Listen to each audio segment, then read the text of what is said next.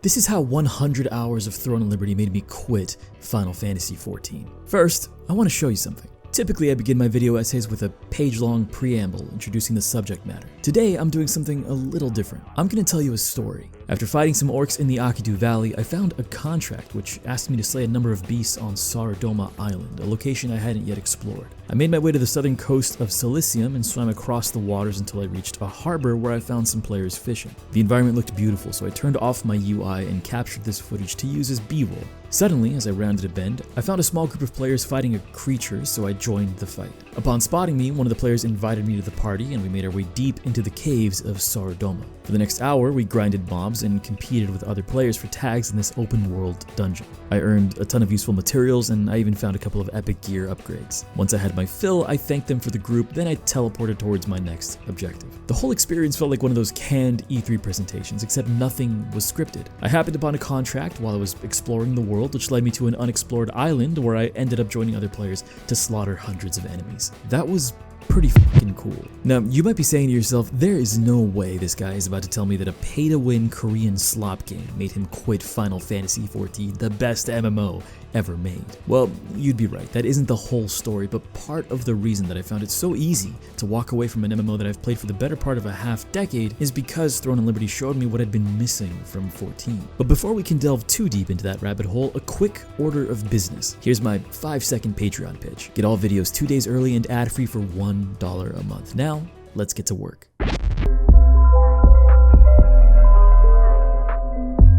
It's difficult to recognize the long list of Throne's accomplishments due to its business model because many of you will dismiss the game's merits outright by virtue of this single aspect. It's true, it is a Korean, free-to-play, pay-to-win game. There's no sugarcoating that. So before I talk about quest design, gameplay, music, visuals, or the endgame, allow me to begin this essay by addressing this topic immediately. You might find that the discussion of Throne's pay-to-win model isn't as cut and dry as you'd expect, or you might not care. Either way, we'll talk about the elephant in the room first so you can click away and watch something else if it turns out that Throne's business model is a total deal breaker for you. First, you need to understand how Lucent works. Lucent is Throne's premium currency, and it can only spawn into the world, as far as I understand, via real money transactions. Hey, this is post-edit Ember coming in to correct the record here. Apparently there is a way to generate Lucent in the game with these inner server events. I was able to participate in one to get you some footage of what that looks like. I can't seem to find a definitive answer on this because whenever I look on Google to figure out what the nature of Lucent is, I just get a bunch of guides on how to make more Lucent. So hopefully I'm not egregiously wrong here, but I'm sure somebody in the comments will correct me. All right, let's get back to the video.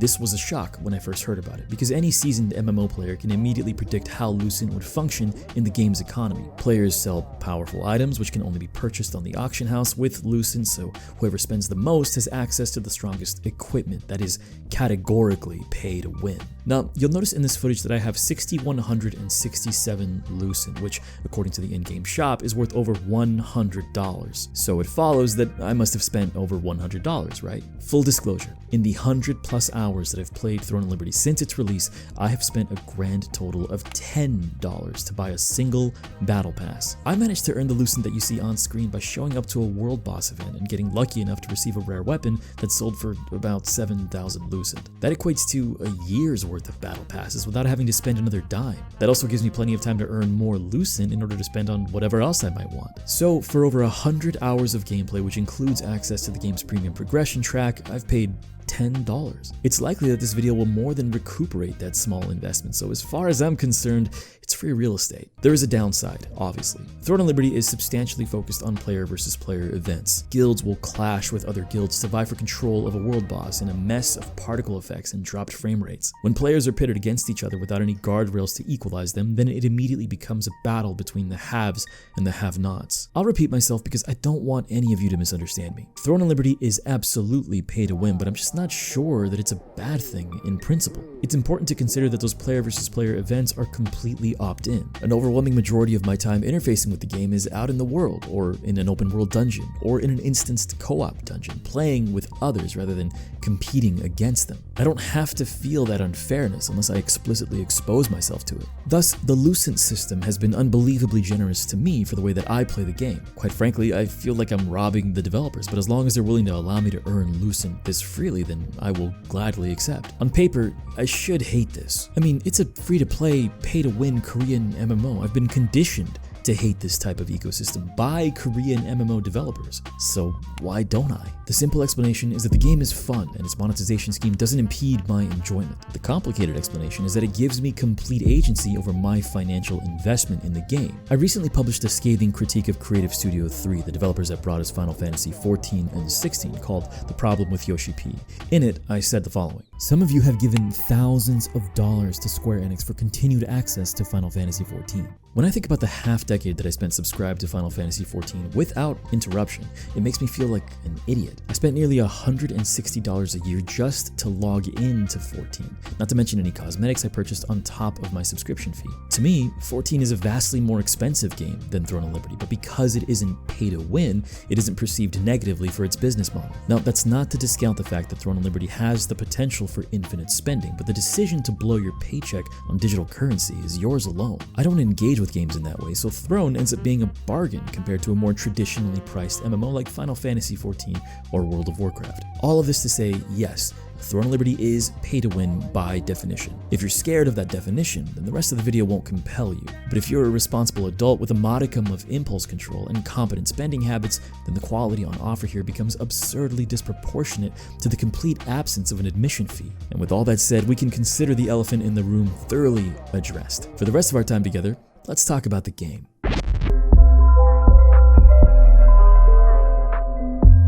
MMORPGs aren't as hot of a commodity as they used to be in the years following World of Warcraft's explosive launch in 2004. So getting something new is always intriguing, even if it doesn't quite stick. I came into Throne of Liberty expecting nothing, because I'd been convinced by the broader community of gaming pundits that this game would be terrible, not only for its monetization, but because of its combat. For years, the narrative was that Throne of Liberty would be dead on arrival, owed mostly to its stiff gameplay and its autoplay mechanisms. Even after the developers announced that they'd committed to overhauling the game's combat and removing any semblance of autoplay from their game, onlookers had no goodwill left for NCSoft, and quite frankly, I can't blame them. Years of negative coverage and controversy sapped what little excitement I had for Throne, but once I got my hands on it, what I found was something completely different from what I expected. My first impressions were that the game felt premium. I was impressed by the visual fidelity, obviously, but interacting with the user interface felt sleek and responsive, which is a quality in games that I'm sensitive to. Right at the onset, Throne felt expensive, which was emphasized by its character creator. While nothing comes close to Black Desert in this respect, Throne's character creator is extensive enough for players who want granular customization,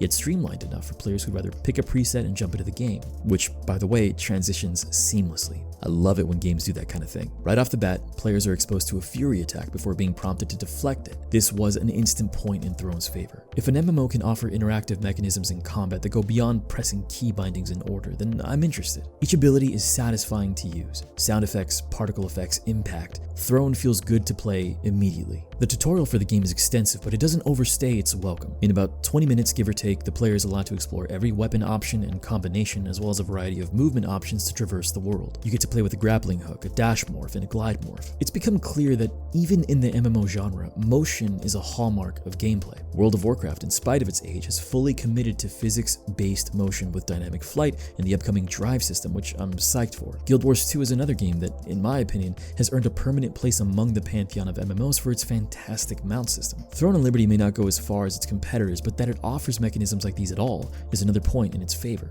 However, a caveat: with the exception of the dash morph, the grappling hook and the glide morph can feel janky as hell. It is guaranteed that you will clip into the environment or the game will simply refuse to register your movements, choosing instead to dump you arbitrarily. Still, in spite of its imperfections, the good outweighs the bad. After a cinematic encounter, the player is treated to an introduction of Silicium, followed by one of the best title card sequences I've ever seen, MMO or otherwise. I am a sucker for this kind of thing.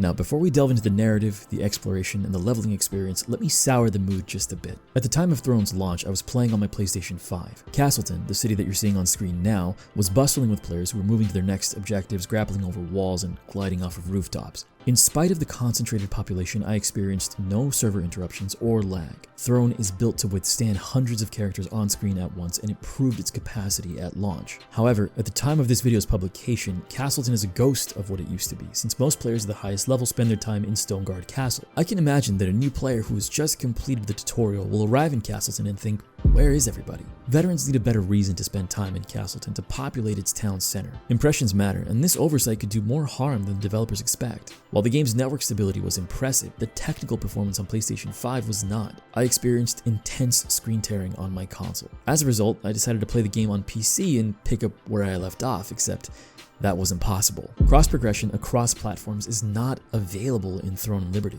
I couldn't believe it. I had to start all over after reaching something like level 20. When I was more actively playing Final Fantasy XIV, I would look forward to grabbing my portal and grinding Eureka in bed, or simply running roulettes on my living room couch rather than in my office chair. I was hoping to do something similar with Throne and Liberty. Due to the screen tearing, I chose to remain on my PC, but this is a massive shortcoming from the developers, and I continue to be extremely disappointed.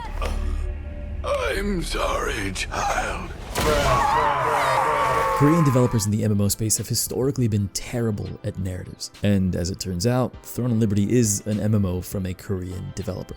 Throne and Liberty's story is frustrating because it represents yet another example of a game developer investing resources into a narrative presentation only to fall short of an acceptable quality. In many ways, Throne nearly reaches the mark, but it's held back by all of the same issues that plague games like Black Desert and Lost Ark. It is painfully cliche, predictable, and forgettable, made worse by how close NCSoft came to stumbling into good enough. Throne and Liberty presents its narrative fairly well with its in-game cutscenes and a few gorgeous illustrated vignettes, but its substance is so mired by that cliche that it cheapens the experience in spite of the developer's best efforts. The best thing about Throne's narrative is that it knows to stay out of the way, allowing you to keep focused on the gameplay, which ultimately is what counts. I do appreciate its chapter structure outlined clearly in the game's codex, offering meaningful rewards as you complete the list. The chapters are fairly isolated from each other too. There is technically an overarching story about the Archeum Legion infiltrating Silicium to prepare an invasion, but the stories within each chapter are mostly contained. Throne isn't attempting to write an epic. The game uses this chapter structure to introduce you to the various biomes of Silicium,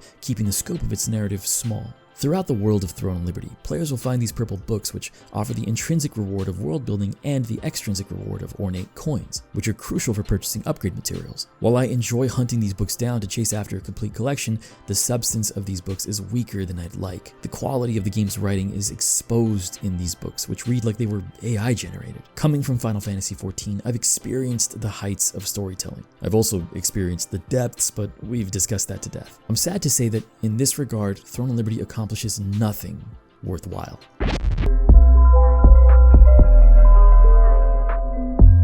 In my previous video about Final Fantasy XIV and XVI, I criticized Creative Studio 3's unwillingness to embrace emergent gameplay, that is, the result of a player interacting with the game's systems to produce unexpected results. I stressed that emergent gameplay should be considered a component of a game's narrative. It's the player's personal narrative while experiencing the game. If Throne's narrative shines in a single respect, then it's in this one. Throne's systems invite player interaction that I haven't seen in any MMORPG, and it is fascinating. At the endgame, Throne is a constant struggle for control of territories and boss spawns in order to earn Lucent and hoard valuable resources. As a result, the game can become political.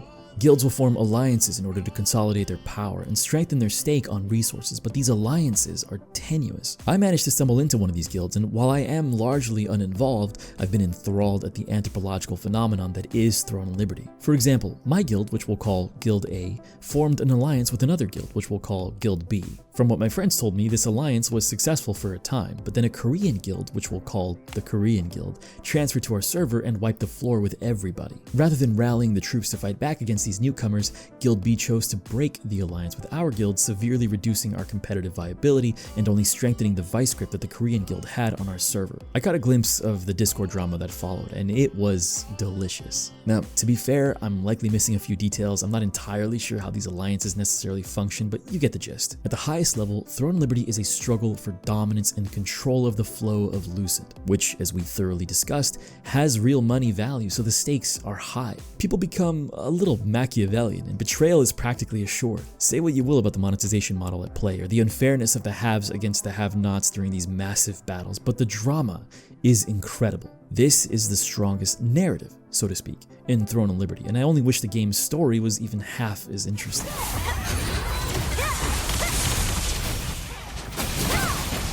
Where Throne of Liberty truly shines is in its moment-to-moment gameplay, boasting varied traversal, in-depth progression, and satisfying combat. Quest design was another point of contention that I mentioned in my critique of Final Fantasy XIV, citing their penchant for resting on the laurels of the most basic quest design in MMOs. You know what I mean, like talk to that guy, then talk to the other guy, then maybe click on a thing, then kill that other thing, and so on. Throne doesn't reinvent the wheel in this regard, but it cleverly utilizes its toolset to provide a unique questing experience that few other MMOs can match. For example, Throne takes into account whether your character is dry or wet, and certain quests require that you are submerged in enough water in order to complete them. There's a day and night cycle, which changes the world drastically. Certain enemies can only be killed at certain times of day. Certain dungeons can only be accessible at night. Some crucial materials can only be earned by killing creatures in a specific location during the rain. Some secret quests can only be completed precisely at dawn or dusk. Other examples include leveraging your various morphs to glide onto objectives or to complete a timed course. You can even complete codex quests, which are optional quests for each region in the game to unlock enemy morphs, allowing you to walk through otherwise hostile environments without being bothered. The grappling hook is, of course, cool as hell, if not a bit glitchy, as I stated earlier. Late into the game, there's an optional obstacle course that requires you to scale a mountain using all of your movement options. It's a classic video game scenario. It is fun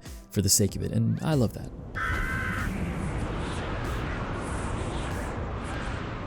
These movement options aren't necessarily revolutionary. There are better grappling hooks, better gliding mechanisms, and even better swimming options out there. Although I've got to say, I love turning into this little guy. But they're marginally better relative to the broader MMO ecosystem, allowing Throne to stand out. These features also improve the game's sense of exploration. It should be mentioned, and I don't think I've mentioned it up to this point, that Throne of Liberty is a truly open world game. Coming from Final Fantasy XIV, the freedom that Throne gives you to move through the open world felt like being liberated from shackles that I didn't even know existed. Elysium feels like a place. You can grapple up a mountain face and glide off of it, if only for the joy of doing so. You can ride a flying whale across the full length of the world, which happens to be the only way to unlock a crucial teleportation site. Speaking of which, teleportation in Throne of Liberty feels like a work of programming wizardry. On nearly every occasion, teleportation is instantaneous, and when it isn't, then it's lightning fast. This is one of the features that sets Throne of Liberty above and beyond its contemporaries. There's a sense of permanence in the world that I would attribute to the nearly complete absence of loading screens. I haven't felt this connected to a digital environment in an MMO since vanilla World of Warcraft. Now, a digital world can be beautiful, but if it lacks meaningful activities to participate in, then it's nothing more than a backdrop, which is how I describe Final Fantasy XIV's world design. Throne of Liberty does not have this problem. There's a calendar in the game listing events and world bosses which spawn at various hours of the day. Some of you might find this frustrating, but I think it gives the game a sense of urgency. Plus, these objectives serve as a means to inspire player congregation, which is crucial to making an MMO feel alive. Burning down a world boss with dozens of other players, watching my PC catch fire as it tries desperately to render all the spells launching around me, it's kind of fantastic. By far, my favorite feature in Throne of Liberty's open world is its suite of non-instanced dungeons. These remind me of the stories that my dad used to tell me about Dark Age of Camelot. I'm sure that you can guess where I got my MMO obsession from. When I was a little kid, he'd tell me stories about his guild fending off other guilds in a desperate struggle for control over a non-instanced dungeon, which was rife with valuable materials and equipment. He'd always scoff at the shift towards instanced gameplay in MMOs following the success of World of Warcraft. I never thought that a modern MMO, particularly a pay-to-win game from NCSoft, would bring back that classic design, yet here it is. This is what my dad used to talk about. All these open world dungeons can be excellent grinding locations during the day that become PvP hotbeds at night, adding a layer of tension to your gameplay if you want it. Even without the intrigue of an enemy group threatening to wipe you out, some of these non-instance dungeons are huge and gorgeous to look at. I stumbled into one called Silius Abyss early on in my time with Throne of Liberty, and I couldn't believe how deep into the earth you could descend. While the world on the surface is expansive, there's a great deal to explore beneath the surface too, and it's just as lovingly crafted. I mean, just look at this place. By all accounts, a cynical Korean pay-to-win game should not have this much to offer, yet it does.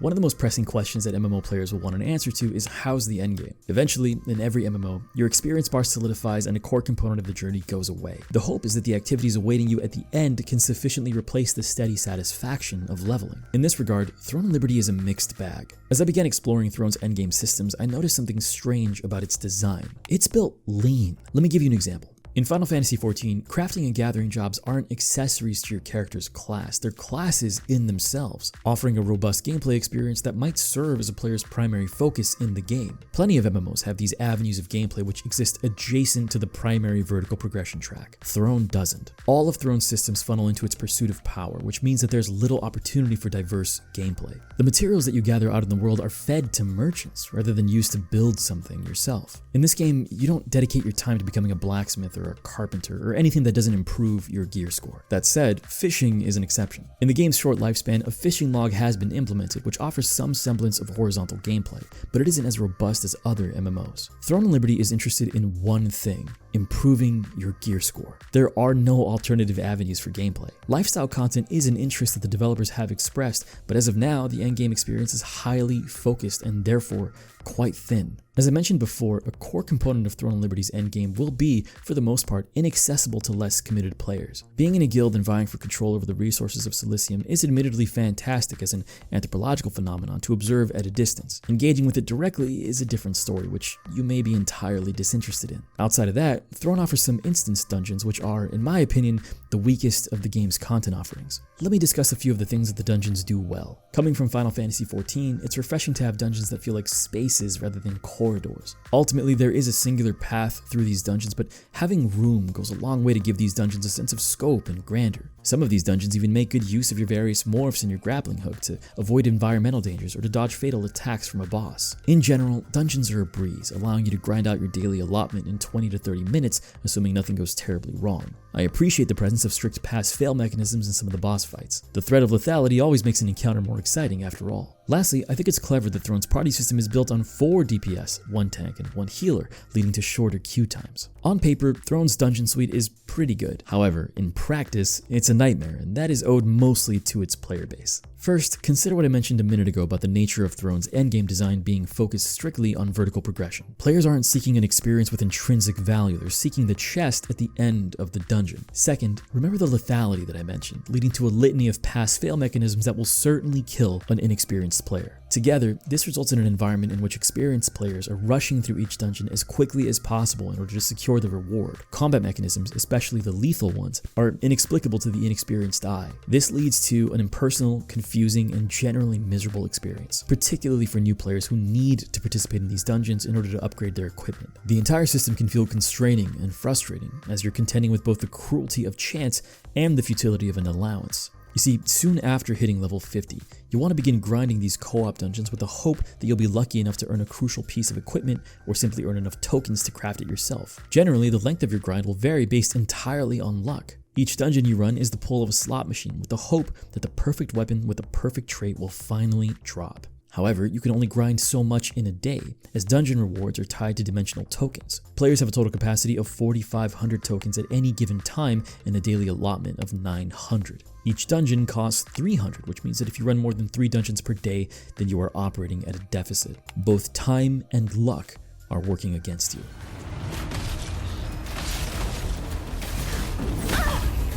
Where Throne's endgame shines is in its open-world dungeons. I mentioned Silius Abyss before, but Throne features a variety of open-world dungeons, which are incredibly fun to play in. I can't stress enough how enjoyable it is to load up on contracts and farm one of these dungeons with your friends or with your guild, amassing tons of crucial materials, hoping to get lucky enough to find a rare drop. This activity invites players to enter into a state of flow, in which rewards are acquired at a steady pace while you enjoy the results of your character's progression. By definition, open-world dungeon grinding is a repetitive activity, yet I find myself being drawn to it more than any other avenue of gameplay in Throne and Liberty. It's a simple yet eternally effective gameplay scenario, being in an open world environment and killing monsters for loot with other players. It is the essential MMORPG activity. It's the thing that this genre of video game offers that others don't. Just like most other components of this game, Throne and Liberty doesn't reinvent the wheel in this regard, but it does it well enough to set itself apart, particularly from the perspective of a Final Fantasy XIV veteran. In that game, activities like this are sequestered in Baja or Eureka, which were,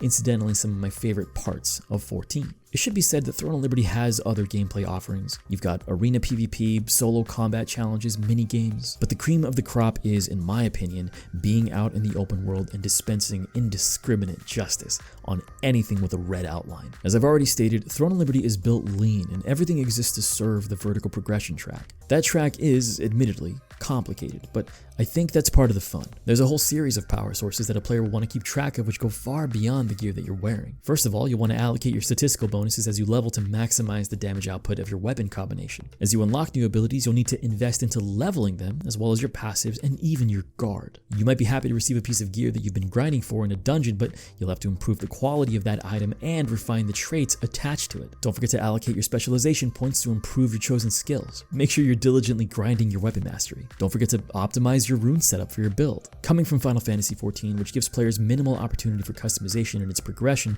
Throne of Liberty feels liberating and exciting. Daunting, yes, but at least it isn't boring. As difficult as these vertical progression systems can be to wrangle, they're also surprisingly forgiving by Korean MMO standards. For example, you might have had a rare chest piece that you wore towards the end of your leveling journey. You invested some upgrade materials into it and leveled it up. Then, after a few dungeon runs, you earned an epic chest piece to replace the one that you were wearing. You can actually transfer the investment you made from the original chest piece to the new one, allowing you to carry forward your progress. This is more than a novelty, it's brilliant because it feels fair. In the face of so much random chance and time gating, a bit of fairness goes a long way to make Throne of Liberty feel accessible and enjoyable to interact with. It's true that Throne is lacking diversity in its gameplay offerings. It feels essential, stripped down, and perhaps too focused on vertical progression for its own good. While the game can't offer you as much as its more established competitors, it's important to reiterate that at the time of this video's publication, it's only a few months old. What Throne of Liberty offers is a smaller scale experience, but it doesn't feel incomplete.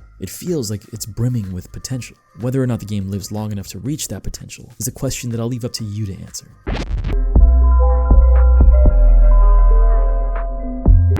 As we approach the end of this essay, I want to offer some thoughts about the present and future of Throne of Liberty. There is so much more that I could have talked about in this essay, but I'm 11 pages deep, which means that this video is going to be long, so in the spirit of respecting your time, we'll wrap everything up in a neat little bow. I'm not concerned that Throne of Liberty will fade away. Consider Amazon's other MMO publication projects. Lost Ark has 20,000 concurrent players at any moment, New World has substantially less, but both of those games are still offering their services, with Lost Ark often breaking into the single-digit positions for spending on Steam. You people have a problem, by the way. While Throne of Liberty appears to be the healthiest of the bunch, it does seem to be trending downwards. So, what does this mean?